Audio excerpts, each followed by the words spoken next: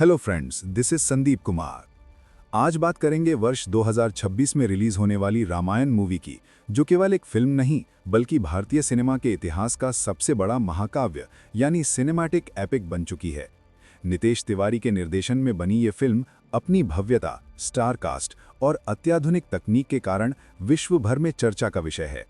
दोस्तों, इस फिल्म की कहानी और इसके कलाकारों की बात करें तो भगवान राम यानी रणबीर कपूर अपनी शांत छवि और गहराई के लिए मिसाल रहेंगे।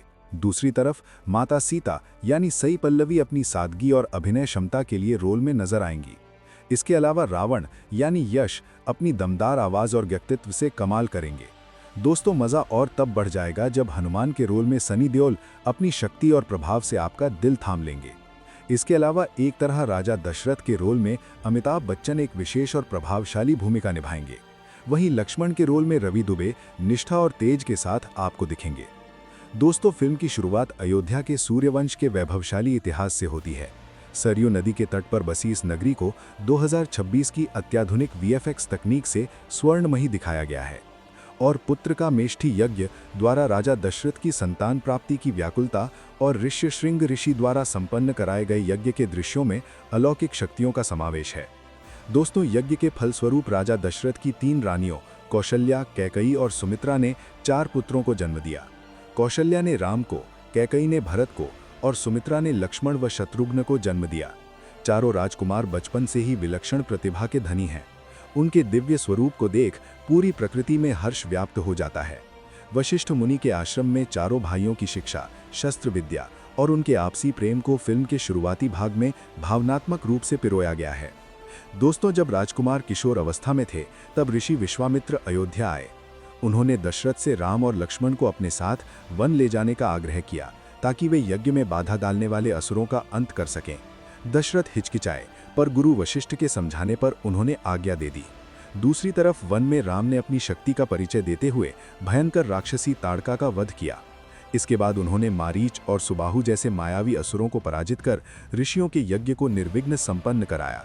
यहीं से राम के मर्यादा पुरुषोत्तम बनने की यात्रा प्रारंभ होती है और वन के अंधकारमय वातावरण में भयंकर राक्षसी ताड़का का संहार फिल्म का पहला बड़ा एक्शन सीक्वेंस है, जहां राम के दैवीय अस्त्रों की चमक दिखाई देती है।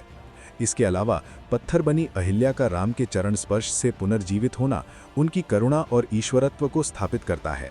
और जनकपुर की यात्रा, मिथिला की सुंदरता और राजा जनक के दरबार में शिव धनुष की गाथा को संगीत और कला के अनूठे संगम के साथ दिखाया गया है। और दूसरी ओर स्वयंवर के दृश्य में जब रणबीर कपूर यानी राम भगवान शिव के धनुष को सहजता से उठाते हैं और वो टूट जाता है, तो वो दृश्य रोंगटे खड़े कर देने वाला है। इसी के साथ राम का सीता से, लक्ष्मण का उर्मिला से, भरत का मांडवी से और शत्रुघ्न श्रुतिकीर्ति से विवाह को भारतीय संस्कृति के सबसे भव्य चित्रण के रूप में पेश किया गया है। लेकिन अयोध्या की खुशी में दासी मंथरा द्वारा रानी कैकई के मन में संदेह और ईर्ष्या का बीज बोना कहानी का सबसे बड़ा टर्निंग पॉइंट है। और कैकई द्वारा मांगे गए 2 वरदानों के बाद जब राजा दशरथ ने राम के राज्याभिषेक की घोषणा की, तब दासी मंथरा के बहकावे में आकर रानी कैकई ने अपने 2 पुराने वरदान मांग लिए। पहले वरदान में उन्होंने भरत के लिए राज्य मांगा और दूसरे में राम के लिए 14 वर्ष का वनवास। राजा दशरथ की बेबसी और राम का सहर्ष राजपाट त्यागना दर्शकों को भावुक कर देने की पूरी ताकत रखता है। इसके अलावा दोस्तों, वनगमन के दृश्य में राम, सीता और लक्ष्मण का वलकल वस्त्र पहनकर प्रजा की सिसकियों के बीच अयोध्या से निकलना फिल्म का सबसे दुखद हिस्सा है। और एक तरफ गंगा तट पर केवट की भक्ति और राम की मर्यादा का मिलन सामाजिक समानता का एक शक्तिशाली संदेश देता है। वहीं चित्रकूट प्रवास के बाद भरत का राम को वापस लाने के लिए चित्रकूट पहुंचना और खड़ाऊ लेकर लौटने का दृश्य भाई भाई के निस्वार्थ प्रेम की पराकाष्ठा को दिखाता है।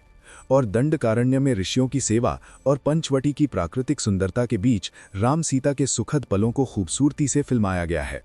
इसके साथ ही रावण की बहन शूर्पणखा का आगमन और लक्ष्मण द्वारा उसके नाक कान काटे जाने के बाद फिल्म में युद्ध का बीज पड़ता है। और यश यानी रावण का स्क्रीन पर भव्य प्रवेश और उसका 10 सिरों वाला अट्टहास फिल्म की ऊर्जा को कई गुना बढ़ा देता है। और मारीच का स्वर्ण मृग बनना और रावण द्वारा छल से सीता माता का अपहरण करना एक उच्च स्तरीय सिनेमाई अनुभव कराएगा। दूसरी तरफ गिद्धराज जटायु और रावण के बीच आकाश में होने वाला युद्ध 2026 के विजुअल इफेक्ट्स का उत्कृष्ट नमूना है।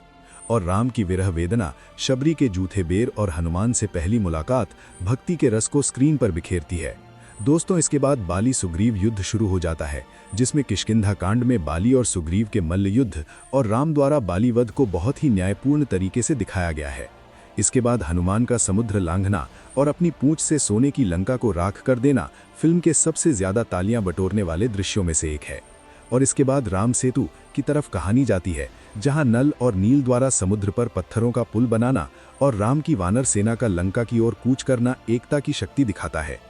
दोस्तों, इस धर्म युद्ध में राम और रावण का महासंग्राम, रावण का अहंकार टूटना और विभीषण का राज्याभिषेक होकर राम का अयोध्या वापस लौटना सत्यमेव जयते के नारे के साथ फिल्म को समाप्त करता है। तो दोस्तों, ये स्टोरी आपको कैसी लगी, कमेंट करके बताइए। मिलते हैं नेक्स्ट वाली वीडियो में। धन्यवाद।